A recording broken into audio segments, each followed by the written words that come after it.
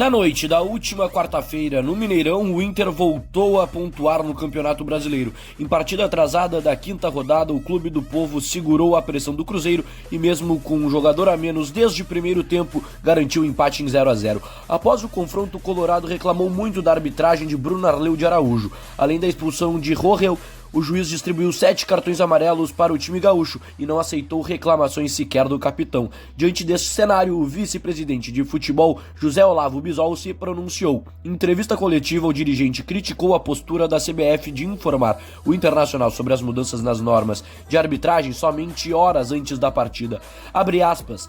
Para nossa surpresa, por volta das 4 horas da tarde, no deslocamento para o estádio, recebemos uma normativa da FIFA, que vem encaminhada pela CBF, dando conta de alteração de regra do campeonato. Pois bem, naquele momento ainda tínhamos tempo de conversar com os jogadores e explicar essa situação. Mas foi rapidamente, sem conseguir avaliar todos os critérios interpretativos que podia ter um jogo dessa natureza. E fomos para o jogo com essa orientação, iniciou o dirigente do Colorado, que ainda criticou o árbitro e revelou a chegada de outra norma. Abre aspas novamente. Sabe-se lá se a orientação chegou aos demais. Sabe-se lá se essa orientação foi aplicada pelo árbitro. Porque na minha avaliação, esse e-mail não chegou ao árbitro. Se não bastasse isso, por volta das 6 horas, recebemos um outro e-mail com normativas e aí confesso para vocês que sequer tivemos a capacidade de aprofundar a leitura, porque já estávamos em deslocamento para o estádio. Falava também da interpretação de bola na mão. Olha, senhores, será que o árbitro tinha capacidade de fazer essa interpretação daquilo que recebeu? Na minha avaliação, ele não tinha conhecimento de nada que foi posto pela própria CBF, disparou José Olavo Bisol. Além das reclamações de José Olavo Bisol, vice-presidente de futebol do Clube do Povo, o presidente Alessandro Barcelos disparou contra a arbitragem após a partida contra o Cruzeiro no Mineirão. Como frases: "O que tu tem contra o Inter? Filho da puta, vagabundo", disparou o mandatário do Internacional, fato que rapidamente viralizou entre os torcedores do Colorado nas redes sociais. Gente, depois de toda uma enrolação em reunião com os dirigentes do Inter na manhã desta quinta-feira, o Lanús acertou a venda do lateral Brian Aguirre ao Colorado. O time gaúcho vai pagar 1,4 milhão de dólares e comprar 50% dos seus direitos.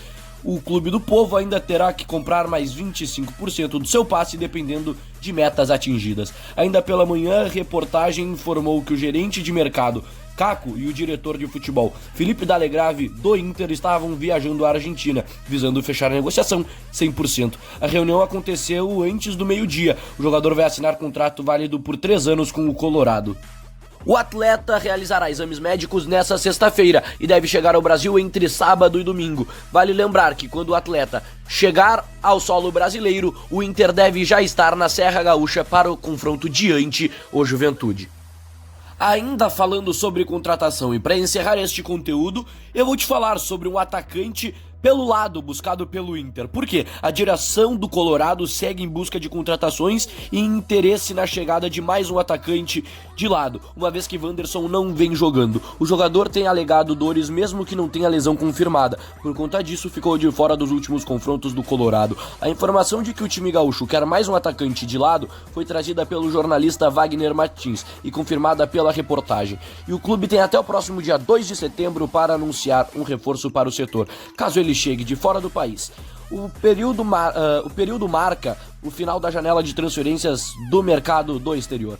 No entanto, após essa data, o Inter ainda poderá contratar jogadores que ficam sem vínculo antes do final da janela ou que atuam no futebol brasileiro e não fizeram 8 jogos no Brasileirão. Além disso, outra opção seria contratar um atacante que disputa a Série B do Campeonato Brasileiro.